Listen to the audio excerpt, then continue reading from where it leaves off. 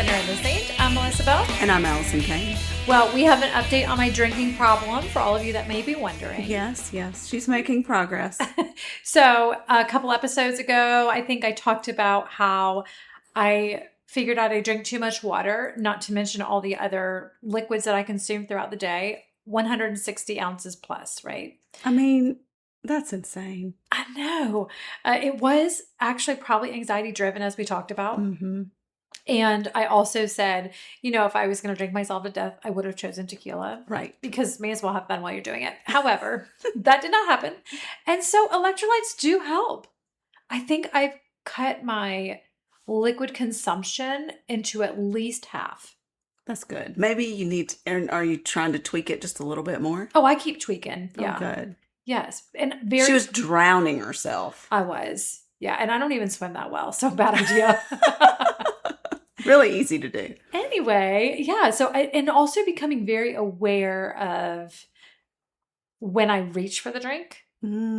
That's good. And telling myself, you don't need a drink. You know what I mean? Like that's just, it was a habit or something. Uh-huh. Anyway. It's a new chapter. It's a new chapter. Oh, speaking of chapters. I know. So today I was actually sitting on my front porch. My life is starting a new chapter. Mm-hmm. People call them seasons. I just break them up into chapters. It seems like chapters are shorter sometimes. Sometimes. Like in my mind, it's Okay. a chapter. Like if it's a season, that could drag on forever. Let's just call it a chapter. Maybe sometimes they're only a couple pages long. Oh, okay. I like it. This one was like 30, but it's okay. Yeah, We're I was closing going it. to say, sometimes my chapters are a lot longer than 4 months or something. Ooh. Than a season. It's so funny because when we started in January, I was talking about new beginnings. And so now here we are in July, and I feel like I'm turning a page. So Yeah. this one was a long one. I guess it's really just 3 months is a season. Oh, yeah. Yeah. Sometimes my chapters feel a lot longer than that. Yeah. This one was half a year plus. Yeah. So. But that's okay. I love it. Yeah. So I was sitting on the front porch and I was just taking it all in. My son in the military is moved out. He's moved on. He's at his next home for a couple of years. And so that in itself is a huge change for me. Very big. And then, of course, our youngest is entering high school. Another big chapter to start. Another big chapter to start. And when you're in high school, you're self-sufficient. Our girls are long gone, doing their own thing, figuring themselves out. And so I realize, and maybe you've had the same situation, I have held on to things too long when everything in my life has changed, but my mindset has not changed. Mm-hmm. And so I was having this conversation with myself about, this is brand new. Everything is brand new. So let's really sit and think about the past chapter, right? And just feel all the feelings, which you guys know, if you started with this in the podcast, I'm not a feeling person, but I'm getting to be a feeling person. I'm working on her. Yeah. I'm finally rubbing off. It's only taken 6 years. 6 years later, I'm starting to sit with my feelings. I'm doing better at it too, though. I mean, I definitely was ahead of you, but I've also progressed. I wasn't like there. Right. And so I thought this would be a really good idea to kind of... We want to walk you through it. Yeah. Like what her thought process is. This will be a little bit different. It's almost a practice that you... or exercise that you can take into your quiet time with the Lord, or just your day, or a conversation with a friend to talk it through, journal, just to consider, because even if you don't feel as if you're in this big life change and chapter transition in your life, summer is coming to a close, and that is the end of a chapter, and we're starting a new one with fall and getting back into routine. And so sometimes it's just let me revel and sit with and consider all the things of this past season, this summer season, the joys, the struggles, the trials, the beauty in it. Maybe some of you finally get to quit carpool. Yeah. I mean, I feel as if it is very difficult to go through life and not have a transition going on in some facet of your life, whether it's a job, in a relationship, with your children, with your parents, with Yeah. your home, your physical location, mindset. I feel as if there's always some sort of transition going on in my life, even if it's not a crazy chaotic one, like where someone has died. Right. you It know? can literally just be a natural progression. Yes. But you had a good word for it as I was kind of explaining to you where Mhm. my mind was today. And you said something that was great. Well, it's called beholding. And is that where you wanted me to go? Yeah. Okay. It's actually a spiritual practice, the practice of Y'all didn't even beholding. know. I You didn't didn't even know know. I was doing a spiritual practice. That's right. It's being ready to perceive what is about to come to you. Mm. If you think about scripture, and you look it up, consider all the times it's usually like an angel or something that's like, behold. Mm-hmm. It's like, hey, over here, pay attention, line in the sand. Ooh. Let's pay attention to this right now. It's to gaze upon, to contemplate, to see, to perceive.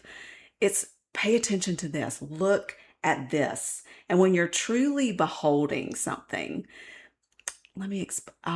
okay, consider a time when you've seen a really beautiful sight. You're Mm-hmm. at the ocean or you're at the mountains or whatever, and you are just silenced Mm-hmm. with this overwhelming sense of gratitude and joy. And you let it kind of find its voice.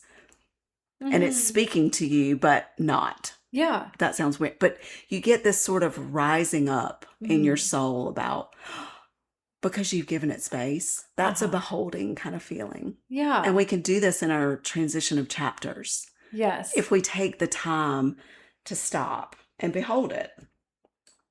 I love that was so beautiful because yes, that's exactly what happened this morning. I was sitting on the porch. It's summer, y'all. It's like 1,000,000 degrees when you wake up. But today there was like this cool breeze and the cicada had a rhythm and the birds were chirping. Mm. And I'm like, man, God, this is so great, which is how this writing started to happen. Just thinking about we're getting ready to leave on a trip and it's just a solo, like my husband, myself, and our youngest, and we're bringing a friend because this is the new chapter because his brother could not come. Right. And Yes. so I just kind of wanted to talk a little bit about the questions that I asked myself. And maybe you can think of a time that you had a transition and you can maybe answer some of these questions as well. Sure. And while we're doing this, I hope that you can either, maybe you're in a transition season and you can put some words to it and it'll help you process it and find your feet quicker. Mhm. Maybe you even need to go, maybe you skipped this process. Uh-huh. And when you had a big transition and you buried that chapter, it's so important to go back Y'all, to, she's giving me the most judgy look because she knows I bury all my chapters. not anymore. Not any, you're working hard. But we bury the chapter because it's just easier sometimes to skip over it, to bury it. We gotta go back and revisit the chapter. Okay, so this is funny, but it's going to give you an idea of what I mean. I was talking to one of my kids and they were like, "Oh yeah, I was just sitting at the bar having a beer." And my head swiveled so fast. I was like, "What? I can't even imagine you sitting at a bar drinking a beer with a friend, just taking a beer in on a Thursday night." They're in their 20s. Yeah.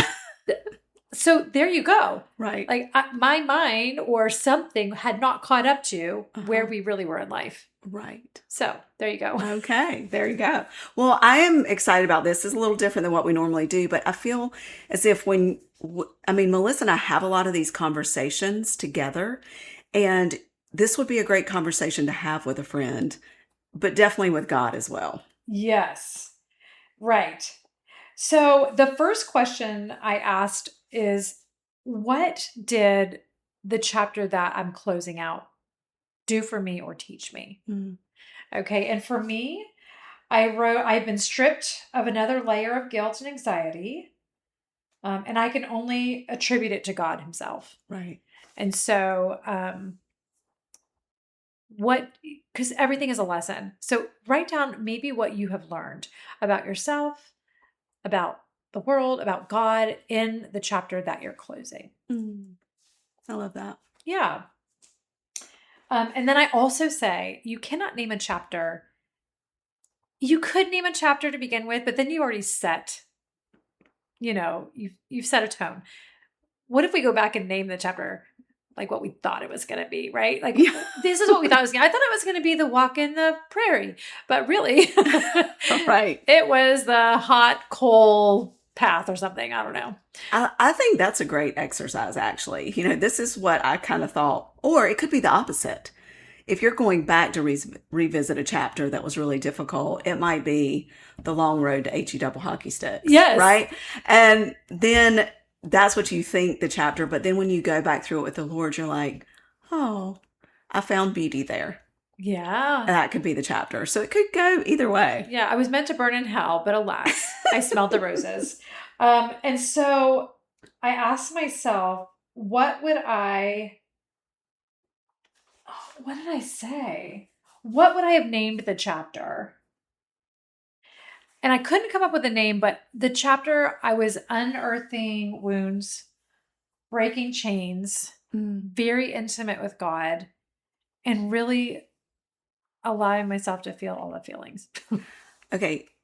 This is where I'd like to say that when you practice beholding, one of the beautiful things about it is when you stop trying to hold onto things and you allow yourself to be held. That is yep, I was held the whole time.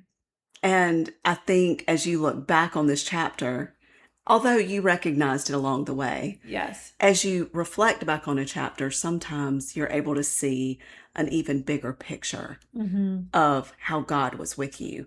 And it's not like beholding, you're not gathering information about God per se. You're entering into this mutual space with Him where He's with you, holding you up, supporting you, loving you, where you're basically beginning to align yourself with Him. Yes. How He sees you in His love, His forgiveness, His grace for yourself and others.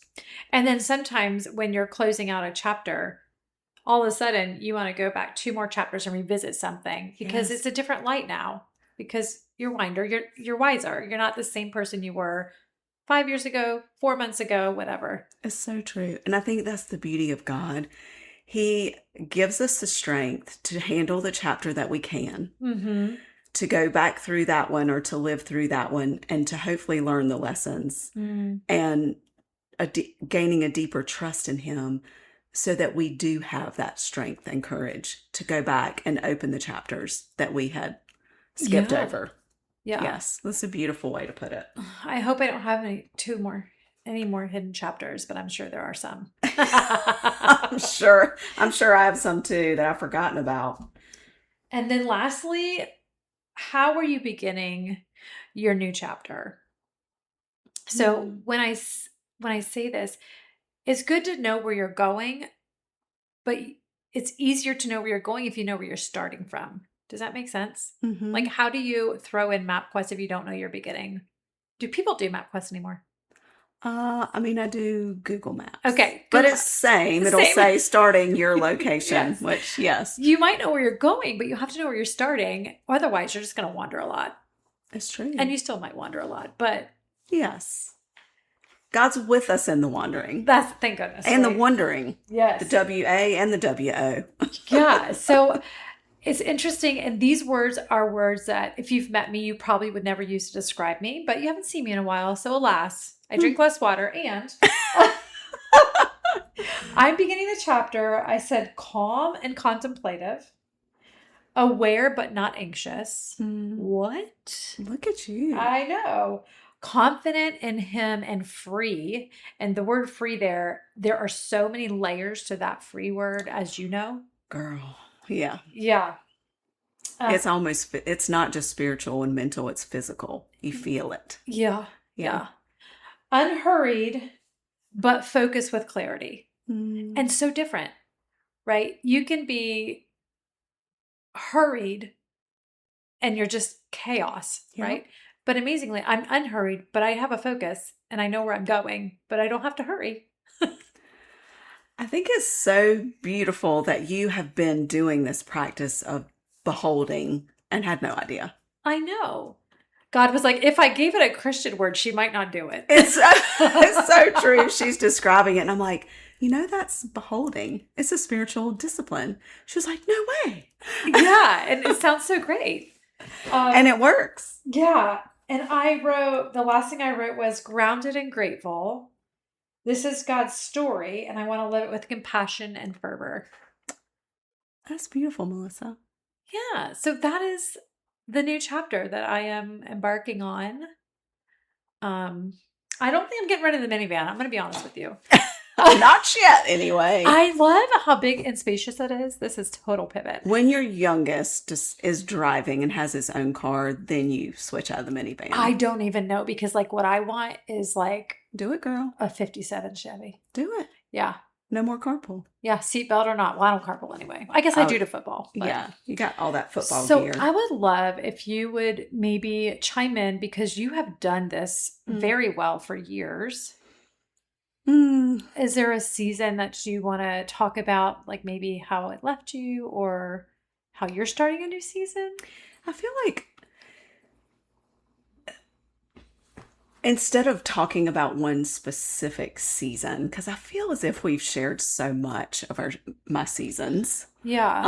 Our the chapters. Sandwich years, remember? Oh my gosh, so many different chapters. And what a blessing it is to have so many, It doesn't always feel like that sometimes.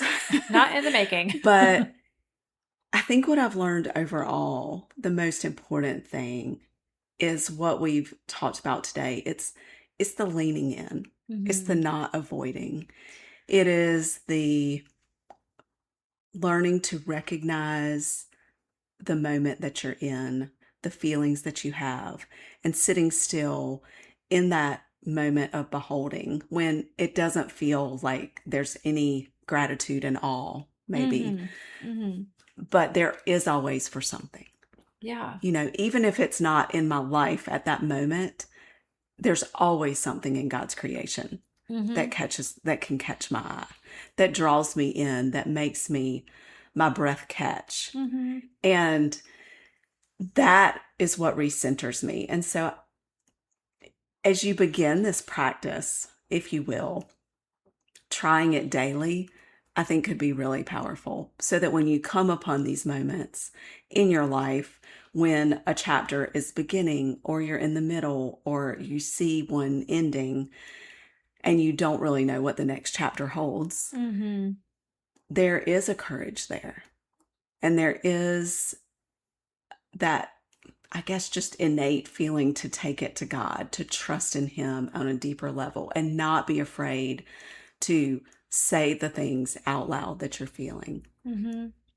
I think that's been a big part for me. I felt like for years of my early life, I felt like I had to say it just right, to have things buttoned up. That, and some of that is just how you grow up or what you perceive that how things should be growing up in the church or whatever. Life is messy. Yeah. I mean, I don't care who you are.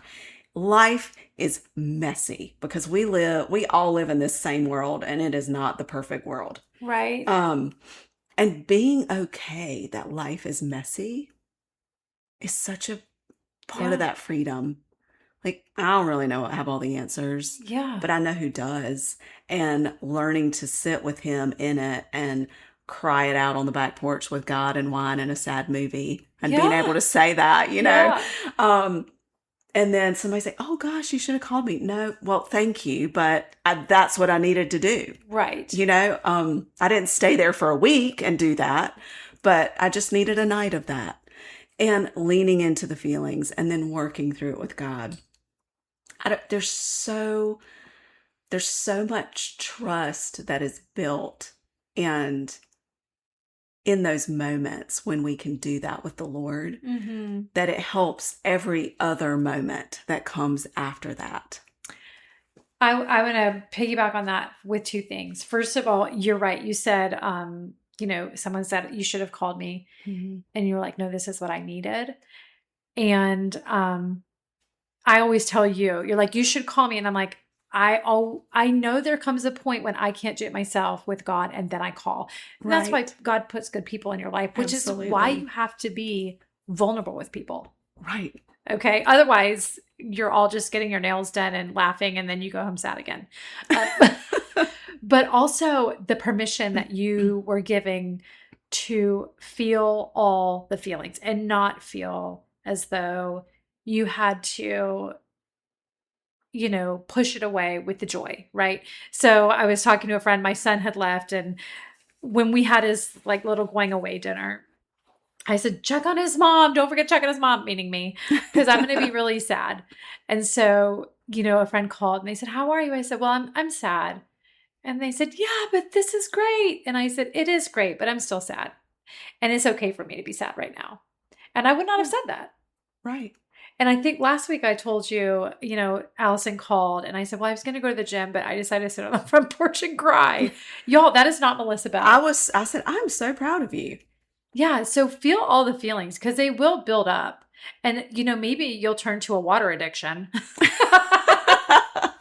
Well, I think it's important, just to go back to what you said, that you can be for your son and in this transition moment, we can hold both excitement for him because he's thrilled and sadness for us.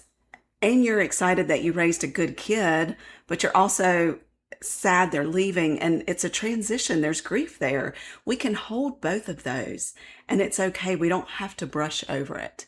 Right. I mean, sometimes in death, like when my dad died, I held both of those. Mm-hmm. Grief that my dad was gone, but also thanksgiving that he wasn't suffering anymore. Yeah. That's a hard thing to balance sometimes because one can overtake the other. And then guilt can come in if you're not careful. And then, there are all the things, but being able to say it out loud. Right. Is so important with others, with God, to ourselves, and embracing those moments so they don't get stuck in our wells. Mm-hmm. We flush it out. Yeah. Yeah, you said it'll come out one way or another. It's usually not pretty. You said something about like it's a tension, but it is a beautiful tension. It is. And like we say it over and over again, God gives us all the feelings, so go ahead and feel them. Yeah. And I do feel like in the past, I would, 2 years ago, even a year ago, I'd say, yeah, I let myself be sad for one song. I'll put a song on. That's all you get. And God's like, you're going to sit on the porch this morning. Yeah. You might need more than one song. That's right. Yeah. Yeah. Well, I'm so glad that God, so you don't know this. I haven't told you, but we were both beholding. So the beholding, I sat with that this morning.